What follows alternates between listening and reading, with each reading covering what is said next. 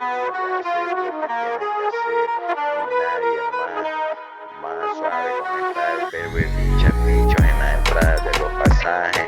Desde ahora inicia esto, nosotros como pandilla estamos poniendo esto y es por la misma seguridad. This is an example of a gang member in El Salvador sending a WhatsApp voice message to community members warning them about the COVID restrictions they, along with the government, are imposing on a local community. Al suave con andar 2-3 personas de la misma familia en la calle, solo va a salir una persona por This casa. is criminal governance. Que nadie puede estar afuera en la calle, nadie. Today we're heading to Central America, to Guatemala, Honduras and El Salvador, known as the Northern Triangle. We're discussing a crime that is often hidden but needs criminal governance to thrive, and one that is so pervasive in the region that it's been called a way of life. Extortion.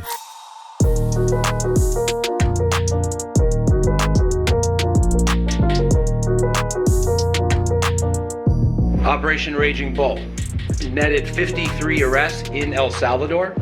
The second phase of the operation was conducted across the United States between October 8th and November 11th, and that concluded with 214 MS13 arrests nationwide. The security forces see the brutal side, patrolling streets menaced by the gangs through extortion, rape and killing. They have to confront Central America's Murder, Inc. The growth in extortion in the region was defined by the expansion of street gangs MS13 and Barrio 18. They have a stranglehold on the countries in which they operate, extorting rich and poor and even international corporations. We'd been here for just 5 minutes when we got news of another murder. This shop owner was shot dead in broad daylight because he wouldn't pay the gang's extortion money. Those are the rules, and everyone knows them. The revenue from extortion has provided gangs in the region with a solid economic operating base and at the same time allowed them to diversify into other criminal enterprises. They are now transnational organised criminal groups. He says attempts made by Salvadoran authorities to search for and crack down on black market guns smuggled from the United States have largely failed, because many security officials here, he says, are paid bribes to look the other way. This is Deep Dive, exploring organised crime from the Global Initiative Against Transnational Organised Crime. I'm Jack Meegan-Vickers.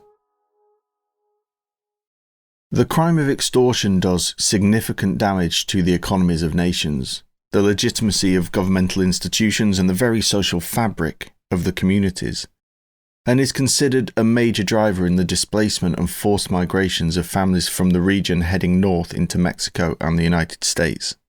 And it isn't just cash that is extorted, it's food, products, goods and services, and even sexual payments.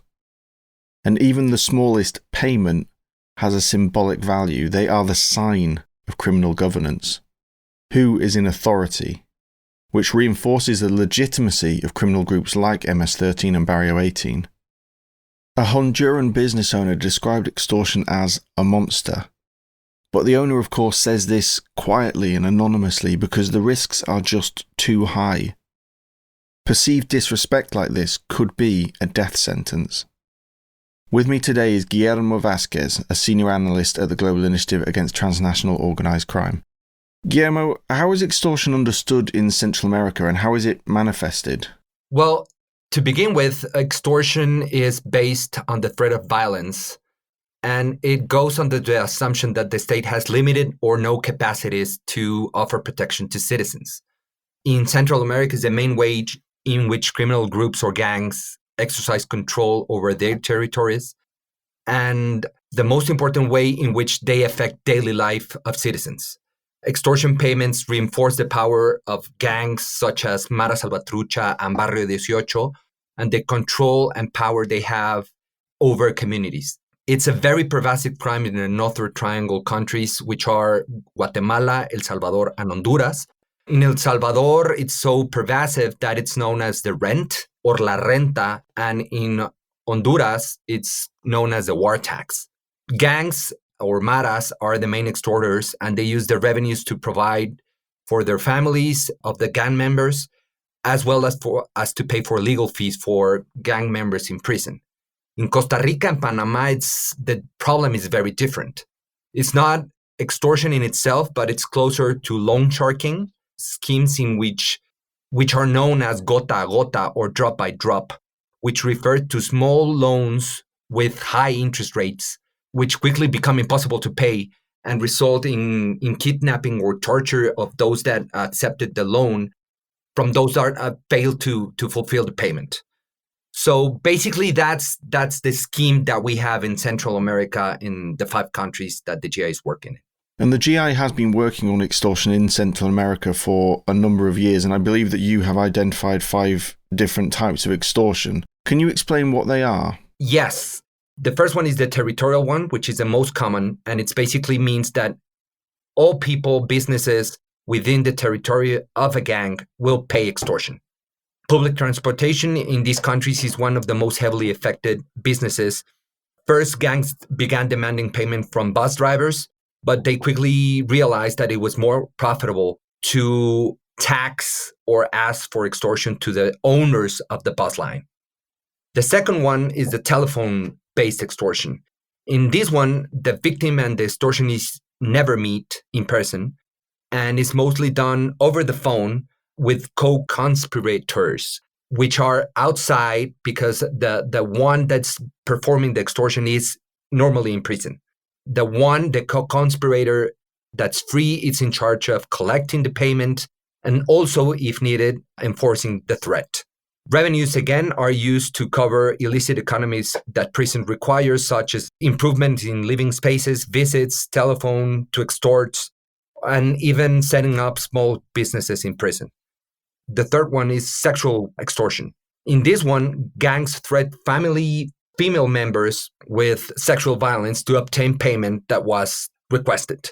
When they can provide cash, in-kind payment is accepted. This one isn't in itself a crime, but its effects are close to human trafficking as victims are forced to perform actions against their will and under the threat of violence. It is important to mention here that the research shows that the region does not have a gender-based policies against extortion and have scarce resources to prevent or provide support to sex-based extortion. For example, in Guatemala, extortion is the main driver of incarcerated women. Then the fourth form of extortion is non-monetary. The victims are forced to pay with goods or services such as food, free housing, rent, even fake employment for gang members, storage of illicit goods such as drugs or weapons, care of family members of gang members who are in prison, or even the acquisitions of part of businesses as a form of payment. This is probably the main way in which gangs and extortion began to blur the line between the licit and illicit economy, because by extorting businesses and them not being able to fulfill payment, they began to accept becoming part of the licit economy by sending gang members to become part of the payroll of a licit business. Or when the owners fail to pay, they say, okay, why don't you become my partner? And they accept half of the business as a form of payment. And this is the gateway to the licit economy and to other forms of criminal economies. Finally, state actors. And this is one of the other ones that is more pervasive. And this one can be bidirectional because one, gangs can charge a fee to municipal authorities to keep crime and violence low. This has happened in El Salvador, for example. Or authorities such as police use their power to promote extortion-related economies on the streets. For example, in Panama, at least half of all sex workers have shared that they were coerced by police officers to provide services to policemen for free, basically, or within prisons to get additional living space or to gain access to food or services that improve the living conditions in prison. Those are the 5 types of extortion that the report found. So we have the Northern Triangle countries, which is Guatemala, Honduras and El Salvador. What has been the economic impact from extortion on these countries? Well, given its nature and the threat of violence it entails, this crime is heavily underreported. And there are differences throughout the region. For example, in Guatemala, the very threat of extortion is a crime in itself, while in Honduras and El Salvador, payment is required for the crime to take place. This has led to different forms of measuring the economic impact of the crime in the region. For example, in El Salvador, it ranges from $200 million in El Salvador to $400 million in Honduras to $60 million in Guatemala. These are figures from the national bank authorities from each country. But again, it's like the holy grail in the region to gain access to how big is the economic impact is the question that needs to be answered. But extortion also enables other crimes such as money laundering to invest in illicit profits in the illicit market, or drug trafficking because of territorial control enables drug retail sales, or corruption such as authorities enabling the crime directly, such as through state actors, or indirectly to gain access to better living conditions within prisons. And even human trafficking. Extortion blurs the line as it accepts in-kind payment from those who fail to pay the extortion that is requested. Extortion and lack of access to economic development are two of the main causes for human force displacement in the region. For example, the report found that 1,400 Hondurans have been internally displaced because of extortion.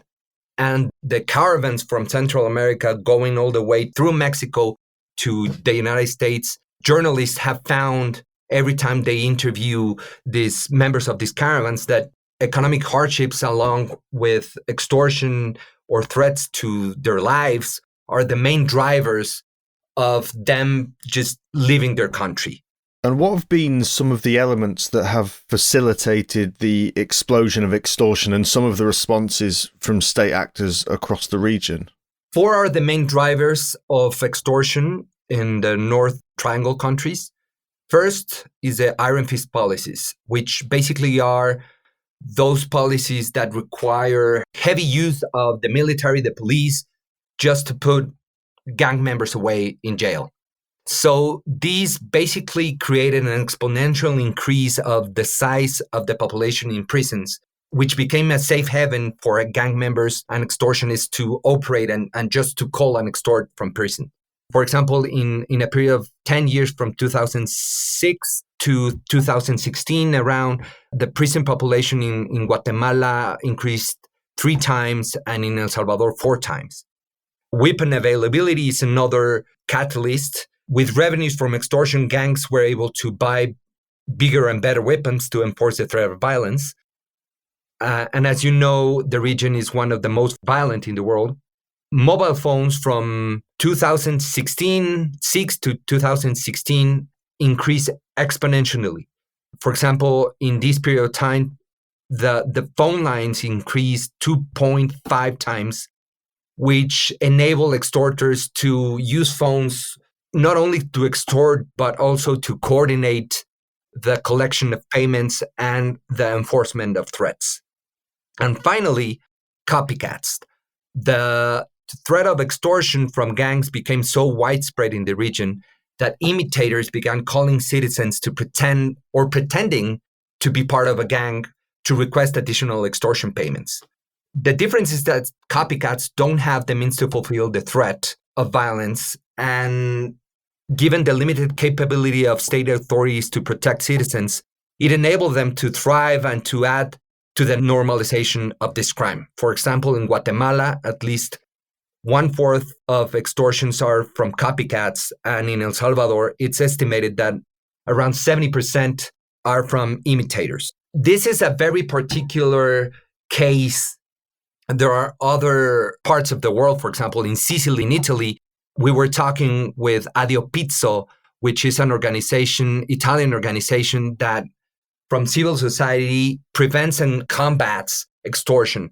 And when we were talking to them and we referred to them that this was happening in Latin America and especially in the Central American region, they were copycats from gang members. They were outraged in a way because they said this could never take place in Italy because the mafia would never allow someone to be called part of the mafia without being part of the group. So this is a very particular characteristic of extortion in the region, and it's widely available, and it's a huge part of the problem in the region. Thank you for that, Guillermo. We'll come back to you later on in the podcast. Guillermo Vasquez, a senior analyst here at the GI. So let's look at one of the Northern Triangle countries in more detail, Guatemala. Guatemala spent much of the latter half of the 20th century in a state of civil war. By the time it ended in 1996, the country had weak state institutions, a shrunken economy, a divided society, and crucially, a culture of violence. Today, Guatemala has the highest reported rates of extortion within the Northern Triangle countries. Evelyn Espinoza works with the Guatemalan think tank Diálogos as a research advisor focusing on homicides, violence, and extortion. Extortion in my country is incredibly common and affects all sectors of society, with public bus and taxi drivers and small entrepreneurs being the easiest and most common victims. So far, the overall crime rate reached 89 per 100,000 in July this year. Extortion tends to be focused on main urban areas such as Guatemala City, where the rate reached about 192 per 100,000 in July this year. So you can see it's almost 100% the national rate here just in Guatemala City, where the criminal activity is always among the greatest in the country. Some of the governmental responses for extortions have included the creation of specialized investigation units in order to give a more rapid response to victims. However, this has yet to have an impact on the crime rate. Based on the study that you are doing observing extortion data in the region, what are some of the strengths and challenges of the available statistics? It varies among institutions. We have in the region more than one source that collects, for instance, denounces from victims. Just here in Guatemala and as well as Honduras and El Salvador, victims can report extortions to both police and the public ministry. This is because police has offices in almost every city, whereas public ministry offices are usually located just in main urban areas. So you have two sources in each of the countries, Guatemala, Honduras, and El Salvador, and they are very different because both institutions use different formats to register the data from victims. For instance, public ministry tends to do a better job. However, the amount of missing data regarding some of the victims' information, such as sex and age, is huge, and this limits the quality of the analysis we can make. Here in Guatemala, victims tend to go to police first, but they are required to go to public ministry after they report to the police, because it's the public ministry, the institution in charge of conducting the investigation for extortion. So I came to the conclusion that with the quality of the data that the institutions are collecting, it's very challenging to give policy recommendations to better address extortion in the region. And that one of the first things that should be done is to design a protocol that allow institutions to standardize the methods to collect data and to come to an agreement for those variables that should be recorded in order to allow them to take better decisions in order to give a better response to the victims of extortions and to give certainty that the offenders will be punished if they involve in this type of criminal activity. Of course, the COVID-19 pandemic has created mobility restrictions across the world, including, of course, in Guatemala. Have those restrictions had an impact on extortion in the country? Mobility restrictions due to the pandemic have had an impact on crime in general. We observed a decrease in homicide rate that went from 20 to 18 per 100,000. With regard to extortion, the rate went from 92 to 89 per 100,000, specifically because bus drivers as well as some small entrepreneurs who I mentioned were the most commonly and easiest victims of this type of crime were not operating during this time. Law enforcement authorities nonetheless were able to receive electronic crime reports from victims of any crime. However, we did see a decrease in extortion rates, but right now we are seeing an increment in this because we are returning to normality, and with that, all the crime that used to be normal is returning too. Evelyn, thank you very much for joining us on Deep Dive. Thank you for having me, Jack. That was Evelyn Espinosa from the Guatemalan think tank Dialogos. So as we've heard, weak state systems mean that citizens often see little point in reporting cases of extortion.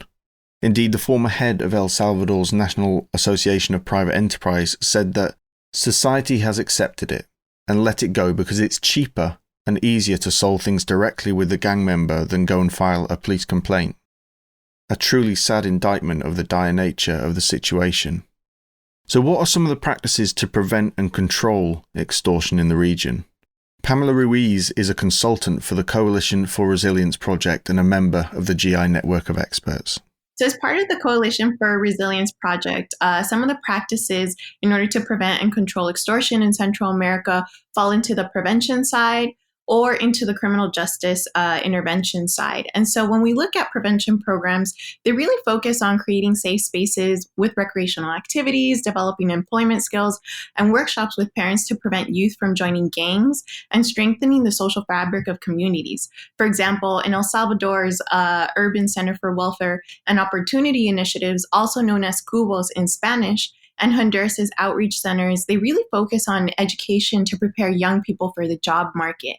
There's also Guatemala's Safe Schools and Honduras' Gang Resistance Education and Training Program, which provide children with resources to avoid gang membership and encourage parental involvement to develop and strengthen healthy family relations. And then lastly, in the prevention side, we also see Guatemala's prepaid card, which aims to remove the incentive for extortion by reducing the amount of cash carried by transportation employees and users, as well as having cameras on the buses, which can help with investigations and creating these safe stop with security on the premise. When we look at criminal justice initiatives, we really see that the prevalence and the impact of extortion in the region has led to the creation of these special task forces in courts to reduce extortion and facilitate sentencing. And so the specialized task forces have accordingly developed new forms of reporting extortion, such as special anti-extortion hotlines alongside in-person complaints, as well as implementing cell phone blockers in prisons, since those have been identified as areas where extortion calls originate from. For example, the investigation capacities of DIPANDA, which is the National Division Against Gang Development in Guatemala, have allowed it to formulate a 90-10 typology for extortion, where 90% of the extortions are conducted by opportunists, while only 10% is actually carried out by criminal groups or gangs that are very prominent in the region. And then lastly, in the case of Honduras, we also see anti-extortion courts that began to operate in October of 2017 after a rigorous interinstitutional selection process. And the strength of the anti-extortion courts is really that it lies in its decentralized nature, with the courts exclusively reviewing extortion cases, which facilitate the efficient processing of cases, as well as having a core and qualified vetted personnel to provide sentences. The anti-extortion courts are a vital step in providing justice, not only for extortion victims, but also in preserving the rights of those accused and processing them through the criminal justice system in a timely manner. And so what are some of the common denominators and challenges of security and prevention practices? So the strength that all of these initiatives discussed really have is identifying the risk factors and implementing practical and targeted solutions to reduce extortion. In the case of prevention programs, we see that they've identified risk factors and implemented protective factors or buffers, such as creating these safe spaces for children to be in order to not be recruited by gang members, helping children achieve their educational goals or complete their education, as well as preparing them for the workforce. in terms of the specialized task forces, they really show this great level of development in terms of investigation capacity when comparing them to their non-specialized national forces. And in addition to that, they've also implemented these anti-extortion hotlines, the cell phone blockers in prisons, and identifying the concentration of extortion and its temporal trends, as well as evolution. So those are the positive aspects of these programs. Now, the challenge that these initiatives really face is primarily inconsistent data collection and analysis in order to empirically demonstrate the success of their interventions.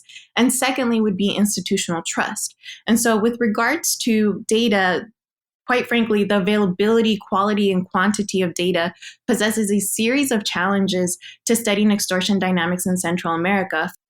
And with regards to the criminal justice sector, there are obstacles to accessing official data from government institutions and or lack of data collected by initiatives for subsequent analysis and publication. And so really, the lack of exhaustive data collection on all relevant variables hampers the ability to conduct an analysis of the nature and extent of extortion and its consequences. And this is really important because understanding the country and the neighborhood context really would ensure that the participants' needs are addressed, program delivers the intended outcomes, and limited resources are efficiently invested.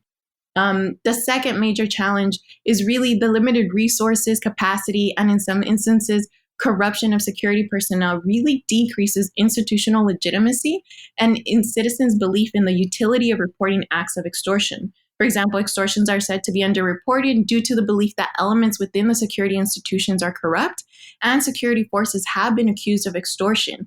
And so the second greatest challenge is really institutional trust. So which of these, in your view, would be the best recommendations to strengthen these practices? So based off my research experience and observations from living in the northern countries of Central America, some of the policy recommendations, first and foremost, is one, to increase the availability, the quality, and the quantity of data collection and associated analysis to facilitate a thorough understanding of extortion dynamics, which would then enable the development of public policies, strategies to adequately address the multi-causal factors of extortion.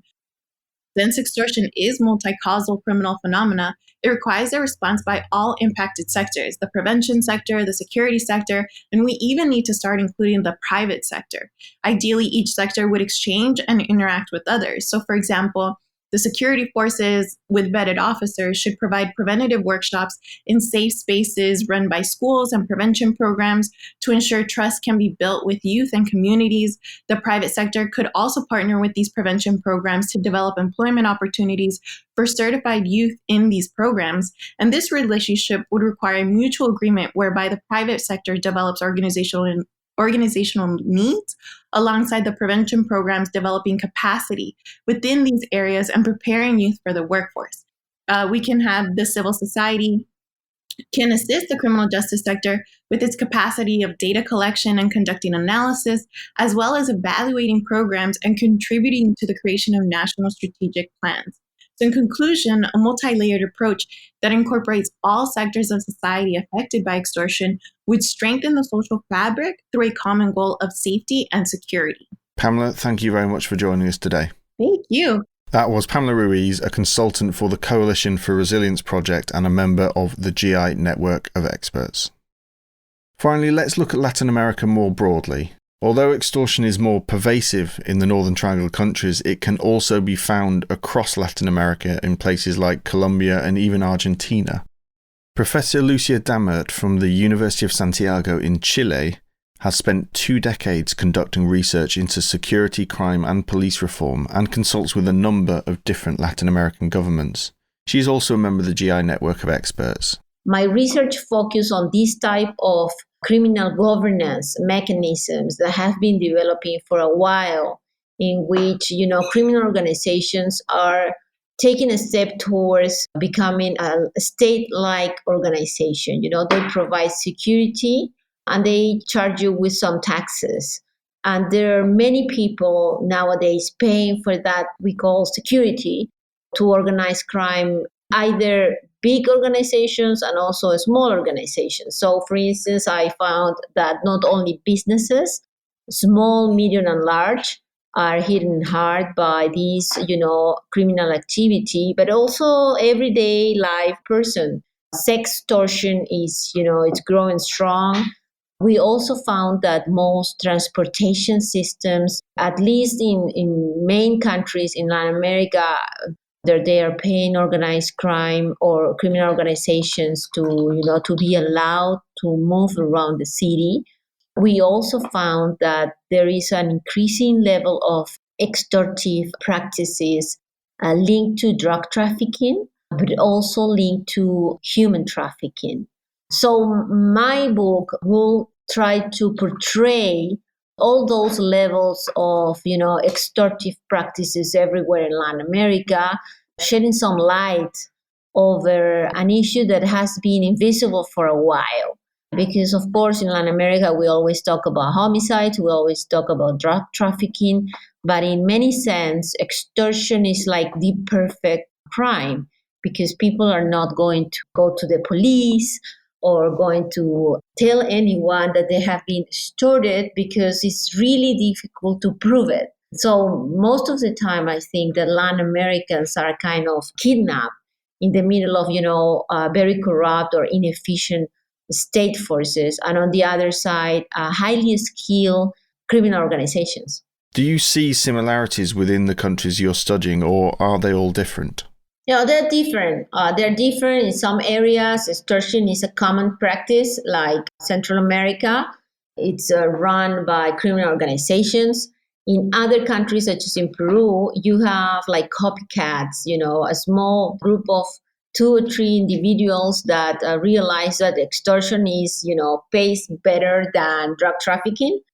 And they develop these schemes, but they are not highly organized or linked to anyone, but just themselves. So one of the common denominators, I will say, is the lack of state capacity, because, of course, extortion practices develops when you have lack of state presence, but also when you have a state presence that is mostly corrupt or inefficient or violent.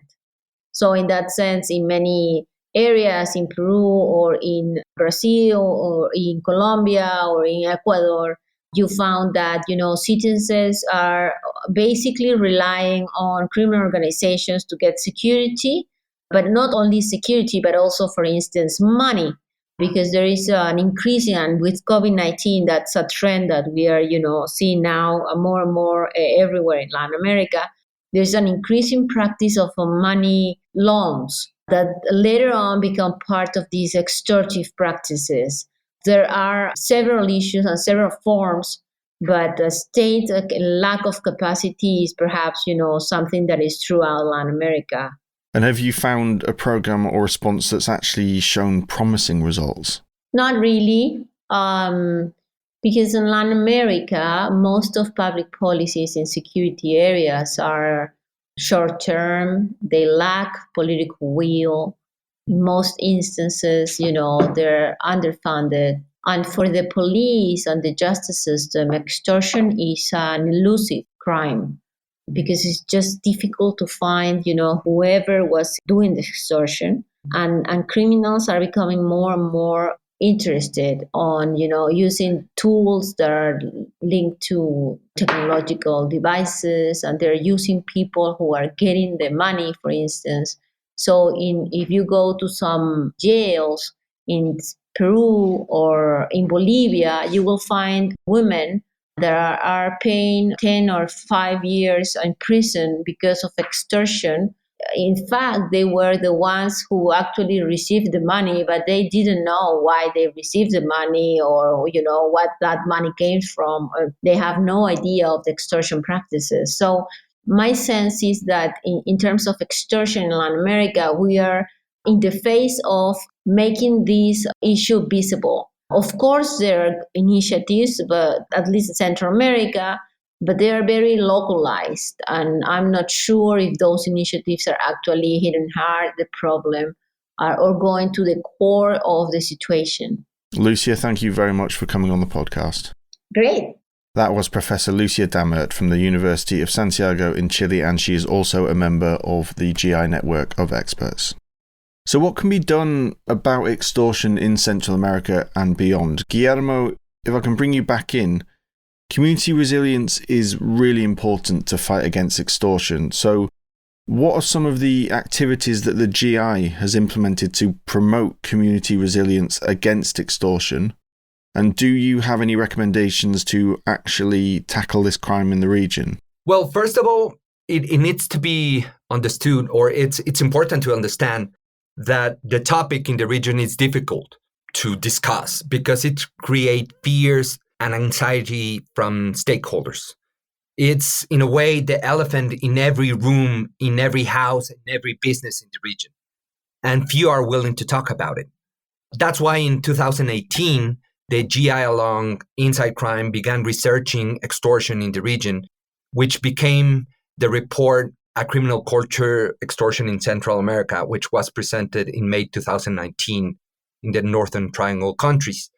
These allowed us to start a regional conversation with the Coalitions for Resilience project, which, using the presentation of the report, we invited participants to become members of a network of experts against extortion.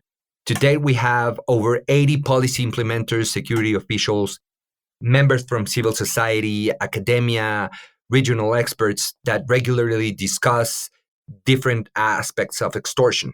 As a result, the project has been able to identify and document over 10 practices to prevent and combat extortion in the region, as well as to develop policy analysis and recommendations to strengthen the results. The project has also enabled discussions to observe and analyze how the crime has developed during the COVID-19 pandemic, as well as the availability and comparability of data in the region, which, by the way, is not readily available, mainly because of the pandemic, but also because it's not comparable because there's not a regional protocol to gather extortion data. Additionally, based on the discussions of the regional meeting with the experts of the network that was held in Guatemala during the summer of 2019, the Coalitions for Resilience project developed a manual and a guide for community resilience against extortion. These two documents are the basis or the foundation for an e-learning platform that will allow over 30 regional experts to train themselves on the topic as well, on how to use tools to better replicate this knowledge to foster dialogues and workshops at the municipal and community level to promote resilience against this crime. Thank you again, Guillermo, for coming on the Deep Dive podcast. Thank you, Jack. Muchas gracias. That was Guillermo Vasquez, a senior analyst here at the Global Initiative Against Transnational Organized Crime. That's it for this episode. A special thank you to Guillermo, Pamela, Lucia, and Evelyn. If you'd like to learn more about extortion in Central America, head over to our website, www.globalinitiative.net, where you can visit the GI's dedicated extortion project and also subscribe to the GI Extortion newsletter. There is a link to the paper, A Criminal Culture Extortion in Central America, in the summary to this episode. The website also has loads of other transnational organised crime content and publications ranging from drug trafficking to environmental crime. There are also other podcasts available from the GI, such as Africa and the Global Illicit Economy, The Impact, Coronavirus and Organised Crime, and our new podcast, Faces of Assassination. We'll be launching more podcast series in the near future, including a Spanish language one, so keep an eye on the GI's social media channels for that announcement. Just search for the Global Initiative and you'll find us. Please rate, review and subscribe to the podcast. Share it around as well. It all helps us improve the show, and let's be honest, it only takes a few seconds and it does help us get noticed. You've been listening to Deep Dive, exploring organised crime from the Global Initiative Against Transnational Organised Crime. I'm Jack Meegan-Vickers. Thanks for listening.